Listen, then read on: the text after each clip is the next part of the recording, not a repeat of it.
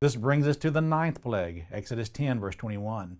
Then the Lord said to Moses, stretch out your hand toward heaven, that there may be darkness over the land of Egypt, darkness which may even be felt. So Moses stretched out his hand toward heaven, and there was a thick darkness in all the land of Egypt 3 days. They did not see one another, nor did anyone rise from his place for 3 days, but all the children of Israel had light in their dwellings. There's no warning given with this particular plague of darkness. It was a darkness they could feel. Though we're not given the details in our text, it is believed that these 3 days of darkness that only affected the Egyptians may have been a sandstorm. A sandstorm would be one way that they could feel the darkness. It would also explain why no one left their place. And it would also explain how the darkness could affect them while it didn't affect those in Goshen. However, I could also see this being done in a miraculous way, because if you've ever experienced total darkness, where you can't even see your hand in front of your face, I've heard people describe that, and that's kind of the way I felt whenever I experienced it, is it feels like you can just feel the darkness. Well, after experiencing 8 other devastating plagues, again, I could see these Egyptians being so scared about this darkness that they were afraid to go outside. However, this darkness was caused by the power of God, and it caused the Pharaoh to reach out to Moses again. Verse 24. Then Pharaoh called to Moses and said, go serve the Lord, only let your flocks and your herds be kept back. But your little ones also go with you. But Moses said, you must also give us sacrifices and burnt offerings, that we may sacrifice to the Lord our God.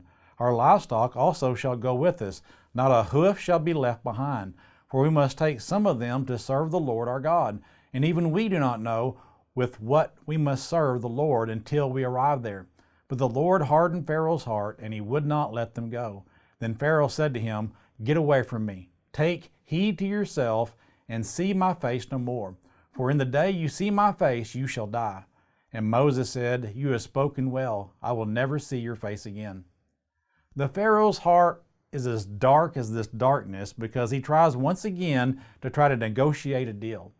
His final compromise is for them to be able to serve the Lord, as he wants them to leave their flocks and herds behind. There's no way he could possibly think that this would work, since Moses had already told him that they need to sacrifice animals to God. So Moses clearly states that they will take all their animals with them because they don't know how many they will have to sacrifice until they get there. As you should expect by now, the Pharaoh's heart was hardened, and he threatened Moses by saying if he saw him again, Moses would die. Of course, Moses responds and says he's right about not seeing his face again. Now, there are several Egyptian gods associated with this darkness that showed God's power over them. One of the more well-known Egyptian gods is Ra, who is supposed again to be the god of the sun.